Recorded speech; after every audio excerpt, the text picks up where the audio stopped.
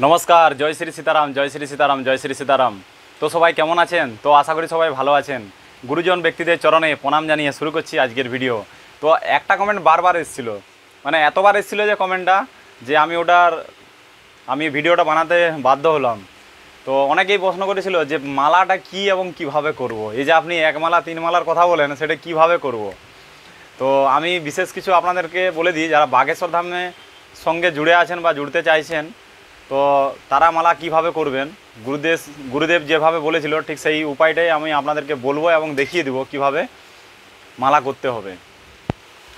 এটা হচ্ছে অরিজিনাল রুদ্রাক্ষরের মালা। এই যে মালাটা দেখছেন অরিজিনাল রুদ্রাক্ষরের মালা। তো এই মালা এরকম একটা মালা আপনাকে সংগ্রহ করতে হবে। এই দেখুন মালা, পুরো মালাটা দেখাচ্ছি। এই দেখুন, দেখতে পাচ্ছেন কিনা আমি বুঝতে পারছি না। তো এরকম একটা মালা সংগ্রহ করবেন রুদ্রাক্ষরের মালা। এটা সুমেরু গুটি, ঠিক আছে। আর পুরা রুদ্রাক্ষরের যে মালা আছে এতে কিন্তু 108টা রুদ্রাক্ষর আছে। আর এই দেখুন একটা সুমেরু এখানে ব্যবহার করা হয়েছে, ঠিক আছে। মালাটা ঠিক এইভাবে বানানো হয়েছে। তো এই সুমেরু এতে কিছু করা যাবে না, আপনারা নেত্র এইভাবে লাগিয়ে দিবেন, ঠিক আছে। এবং মালাটা জপের থলির মধ্যে করবেন, নাহলে গৌমুখী বলে একটা জপের থলি ওরকম পাওয়া যায়, ঠিক ওটাই করতে পারেন। আর নাহলে বড় একটা জপের থলি বা কাপড়ের থলি বানাবেন, বাড়িতেও বানাতে পারেন। আর এই বুকের স্থানে এখানে মালা জপ করলে সবথেকে ভালো ফল পাওয়া যায়। তো মানে ভালো করে ধ্যান করে, যেমন চিত্রটাকে ধ্যান করছেন, ধরুন বাঘেশ্বর বালাজির চিত্র ধ্যান করছেন, ঠিক সেইরকমভাবে আপনি যে মালাটা করবেন। তো প্রথমে এই দেখুন, এই যে দুটো আঙুল আছে, এই দুটো আঙুল কিন্তু আপনাদের টাচ করা যাবে না, এটা মনে রাখবেন। এবং অনেকেই মালা যখন প্রথম করবে তখন কিন্তু, বা মালা যদি বড় মালা হয়, যেমন এটা একটা বড় মালা, ঠিক আছে, অরিজিনাল রুদ্রাক্ষরের মালা। তো তাদের পক্ষে অ্যাকচুয়ালি জব করা এটা টাইট বাঁধতে হয়। এটা আমি টাইট বাঁধিনি, কারণ এটা অরিজিনাল রুদ্রাক্ষরের মালা। যদি আমি টাইট বেঁধে দিই তাহলে কিন্তু এই রুদ্রাক্ষর ভেঙে যাওয়ার সম্ভাবনা আছে। আমার অলরেডি দুটা রুদ্রাক্ষর কিন্তু ভেঙে গেছে, আমি যে নিজে মালাটা জব করি আর কি। তো সেই জন্য আমি এটা একটু ঢিলা রেখেছি, মালাটা তৈরি করেছি, আমি নিজেই তৈরি করেছি। আর আপনারা এইরকমভাবে জব করবেন, ওম বাগেশ্বরায় নমঃ, ওম বাগেশ্বরায় নমঃ, ওম বাগেশ্বরায় নমঃ, ওম বাগেশ্বরায় নমঃ, ওম বাগেশ্বরায় নমঃ, ওম বাগেশ্বরায় নমঃ, ওম বাগেশ্বরায় নমঃ, ওম বাগেশ্বরায় নমঃ, ওম বাগেশ্বরায় নমঃ, ওম বাগেশ্বরায় নমঃ। এভাবে 108 বার জপ করবেন। জপ করে যখন ধরুন এই লাস্টে যখন চলে আসবে, ধরুন এই দেখুন লাস্টে যখন চলে আসবে তখন আবার এইভাবে পুনরায় আপনারা পাল্টে নেবেন, ঠিক আছে। আবার ওম বাগেশ্বরায় নমঃ, ওম বাগেশ্বরায় নমঃ, মানে এই মালার এই পাশ থেকে একদম এই পাশ পর্যন্ত ঘুরে যাবে।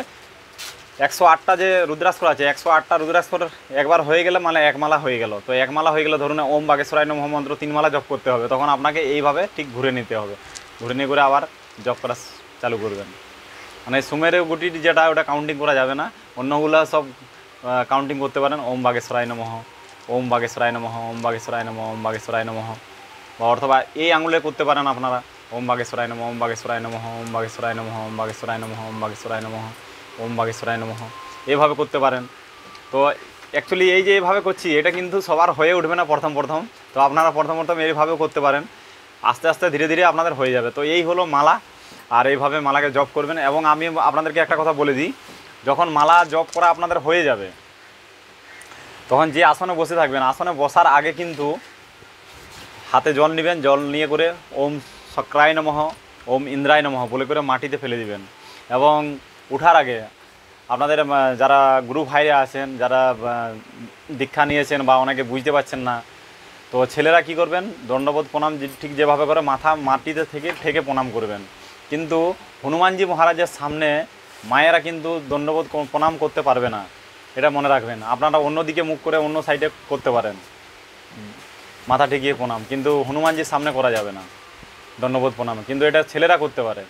তো এই ছিল মালার বিশেষ ব্যাপার। তো আশা করি আপনারা বুঝতে পেরেছেন। যদি ভিডিওটা বুঝতে পেরেছেন, ভিডিওটা ভালো লেগে থাকে তাহলে কিন্তু লাইক করবেন, চ্যানেলে নতুন এসে থাকলে সাবস্ক্রাইব করবেন। দেখা হবে আবার একটা পরের ভিডিওতে। ততক্ষণের জন্য সবাই ভালো থাকুন, সুস্থ থাকুন। জয় শ্রী সীতারাম, জয় শ্রী সীতারাম, জয় শ্রী সীতারাম।